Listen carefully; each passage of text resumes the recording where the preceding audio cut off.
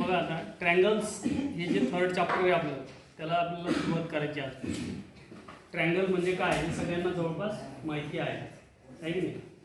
अशी डायग्राम ज्याच्यामध्ये 3 अँगल असतात, 3 साईड्स असतात आणि ट्रँगलची प्रॉपर्टी काय, त्याच्या 3ही अँगलची बेरीज किती राहत असते, 180 डिग्री. 180 डिग्री ही त्यांच्या 3 अँगलच्या मापांची बेरीज असते. आता थेरम्स म्हणजे काय हे याच्या आधीच्या चॅप्टरमध्ये आपण बघितलं होतं. आज आपल्याला theorem of remote interior angle of a triangle हा थेरम बघायचा. काय थेरमचं नाव, theorem of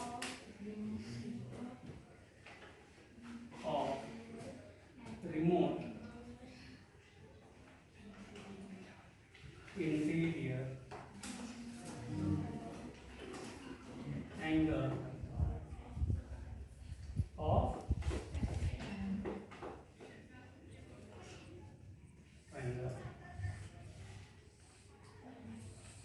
theorem of remote interior angle of a triangle. काय थेरमचं स्टेटमेंट तुम्हाला दिलेलं राहील परीक्षेला. The measure of exterior angle of a triangle. ट्रँगलचा एक्सटेरियर अँगल जो आहे त्याचं माप किती राहत असते, equal to sum of its remote interior angles. तर एक्सटेरियर अँगल म्हणजे काय आणि इंटेरियर अँगल म्हणजे काय हे सर्वात आधी आपल्याला बघायचं. एक आपण डायग्राम करू.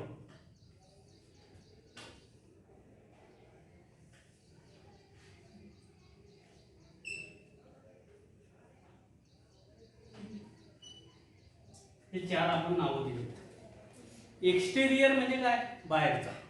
एक्सटेरियर म्हणजे बाहेरचा. तर इथे लक्षात घेतलं तुम्ही तर हे 3 जे अँगल आहेत हे या ट्रायंगलची इंटेरियर अँगल. कोणते अँगल आहे, इंटेरियर आतले. मग एक्सटेरियर अँगल कोणता असेल, ACD. हा जो अँगल आहे याला कोणता अँगल म्हणायचं आहे, exterior angle of a triangle. Exterior म्हणजे बाहेरचा. असे किती एक्सटेरियर अँगल असतात एका ट्रायंगलला, 6. आपण एकच काढलेला आहे परंतु किती असतात, 6. मग कुठे कोणते 6 बघा, हे असं जर का ही रेष वाढवली तर हा एक एक्सटेरियर आहे. ही जर का रेष वाढवली तर हा एक्सटेरियर, ही जर का वाढवली तर हा एक्सटेरियर. पण हा एक्सटेरियर अँगल होणार नाही. का नाही, हा एक्सटेरियर अँगल होणार नाही कारण हा व्हर्टिकली अपोजिट आहे. हे 2 अँगल एकमेकांचे कोणते अँगल आहे, व्हर्टिकली अपोजिट. एक्सटेरियर नाहीये. इथे 2, हा एक आणि हा एक, बरोबर आहे. हे 2, हे 2 आणि हे 2, टोटल किती झाले, 6. मग किती एक्सटेरियर अँगल असतात, 6 एक्सटेरियर अँगल्स असतात त्याच्यामध्ये. आपल्याला एकच काम आहे सध्याला, म्हणजे आपण फक्त याचाच विचार करणार, याच अँगल. बाकीच्याचा विचार करायची गरज सध्याला तरी नाही. मग हा झाला एक्सटेरियर अँगल. कळालं एक्सटेरियर अँगल म्हणजे काय. तर तुम्ही हाच घ्यायला पाहिजे असं काही नाही, तुमच्या मनाने घेताय तुम्हाला. तुम्ही इकडची ही रेष वाढून हा घेतला तरी चालतो आणि ही रेष वाढून हा एक्सटेरियर घेतला तरी चालतो. ठीक आहे, बोल नका ते दोघं. मग बघा आता, आणि दुसरा शब्द याच्यामध्ये आलेला आहे remote interior angle. Remote interior. मग रिमोट इंटेरियर अँगल म्हणजे काय, इंटेरियर अँगल म्हणजे कोणते, हे 3 अँगल. या 3 अँगलला कोणते अँगल म्हणायचे, इंटेरियर अँगल्स. मग रिमोट इंटेरियर अँगल म्हणजे या 3 पैकीच असणार आहे 2 कोणते तरी, 2 रिमोट इंटेरियर अँगल. मग 2 रिमोट इंटेरियर अँगल कोणते आहेत. रिमोट म्हणजे काय, रिमोट हा शब्द तुम्ही रोज ऐकता आहे की नाही, किंवा रोज वापरता सुद्धा. रिमोट कंट्रोल आहे की नाही. टीव्हीचं रिमोट कंट्रोल असते किंवा DTHचं रिमोट कंट्रोल आहे. आजकाल प्रत्येक गोष्टीचं रिमोट कंट्रोल आलेलं आहे. म्युझिक सिस्टीम जर का असेल तर त्याचं, AC जर का असेल आपल्या घरात तर त्याचं रिमोट कंट्रोल आहे. बऱ्याच गोष्टी असतात. CD प्लेअर असेल तर त्याचं रिमोट कंट्रोल. मग रिमोट कंट्रोल म्हणजे काय, कंट्रोल म्हणजे काय, नियंत्रण. आणि रिमोट म्हणजे काय, दूरवरून. रिमोट जुन्या काळामध्ये त्या TVलाच बटन राहायचं, त्याच्या जवळ जाऊन आवाज वाढवायचा असेल तर तिथे जावं लागायचं, चॅनल बदलायचं असेल तर तिथे जावं लागायचं.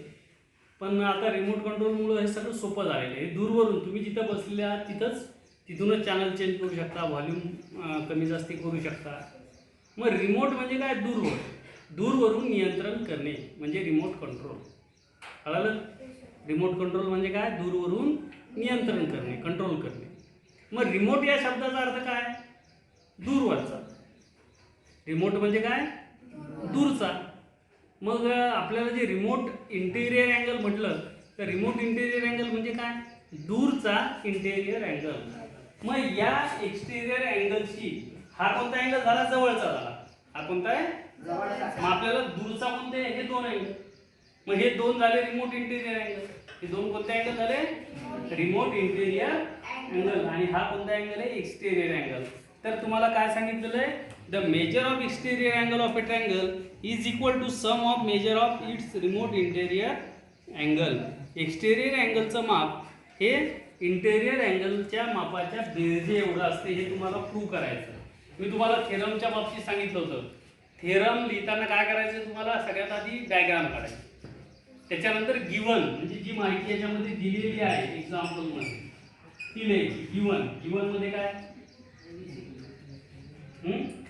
Given angle ACD. Angle AC is a exterior angle of triangle ABC. ABC चा हा कोणता अँगल आहे? एक्सटेरियर अँगल आहे. हे झालं गिवन.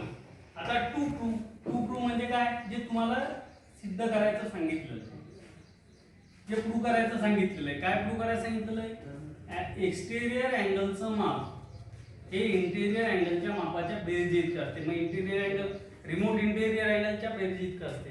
मग रिमोट इंटेरियर अँगल कोणते कोणते? Angle ABC plus angle BAC. पुस्तकातलं पाहू नका समोर, पुस्तकात एखाद्याच वेगळं आहे. हा अँगल म्हणजे कोणता आहे? BAC. आणि हा म्हणजे कोणता? ABC. हे AC बदलले तर चालतात. म्हणजे ACD च्या ऐवजी तुम्ही DCA म्हटलं तरी चालते, अँगल तोच राहणार. BAC च्या ऐवजी CAD लिहिलं तरी चालते, अँगल बदलणार नाही. आणि आता आपल्याला बघायचंय प्रूफ. आपल्या मनाने करायचंय. प्रूफ मध्ये आपल्याला काय करायचंय? आपल्या मनाने करायचं. आता ते खिडकीतला बोलू नको. तर बघा आता दोन प्रॉपर्टीचा इथे वापर करायचा आपल्याला.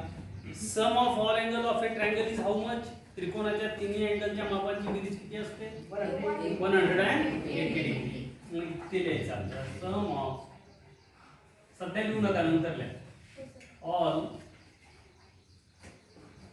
angles of triangle is 180 म्हणजे ट्रायंगलच्या तिन्ही कोणांच्या नंतर बेरीज, तिन्ही कोणाच्या मापाची बेरीज 180 असते. म्हणजे angle ABC plus angle BAC plus angle ACB is equal to 180. याला म्हणायचं इक्वेशन.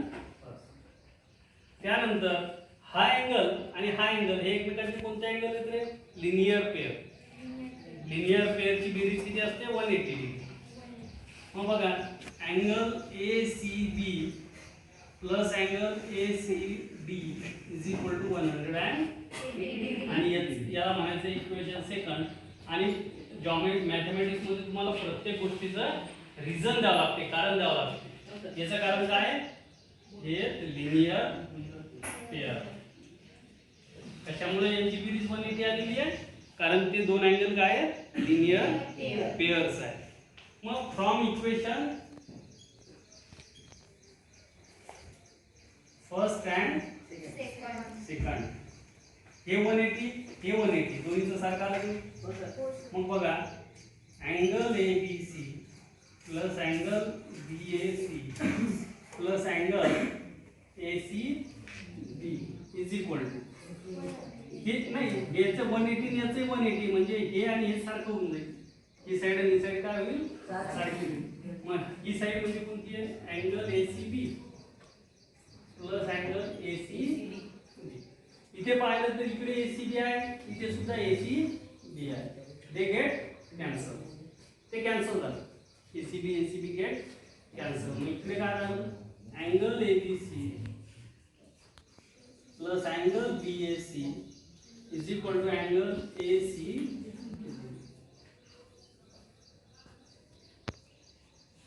ठीक आहे. आणि हेच आपल्याला काय करायचं होतं, प्रूव्ह करायचं.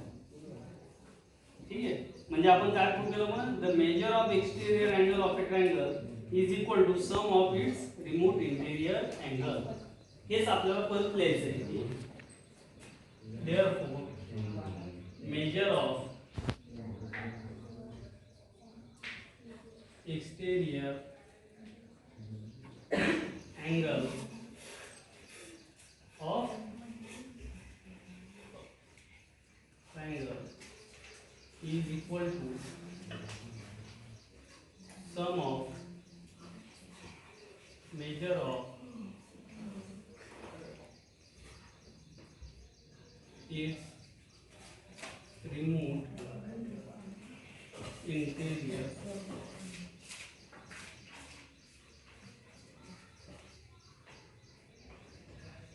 ठीक आहे.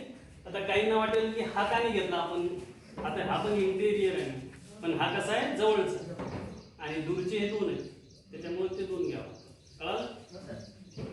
हा थेरम इथे झाला. हा थेरम लिहायचा आहे, पाठ करायचा आहे, परीक्षेमध्ये विचारला जाते. त्याच्यानंतर हा थेरम विचारतात 4-4 मार्काला. थेरम खूप इम्पॉर्टंट असतो. Property of exterior angle. तर एक एक्सटेरियर अँगलची प्रॉपर्टी सुद्धा तुम्हाला लक्षात ठेवायची आहे की हा जो एक्सटेरियर अँगल आहे त्याचं माप या प्रत्येक रिमोट इंटेरियर अँगलच्या मापापेक्षा काय राहत असते, मोठं. Exterior measure of exterior angle is always greater than measure of its remote interior angle. म्हणजे तुम्ही काय लिहू शकता इथे बघा, angle ACD is greater than angle BAC. Angle BAC पेक्षा एसीडी मोठा आहे आणि angle ACD is greater than angle AB. या दोन्ही प्रत्येकी अँगल पेक्षा हा मोठा असणार.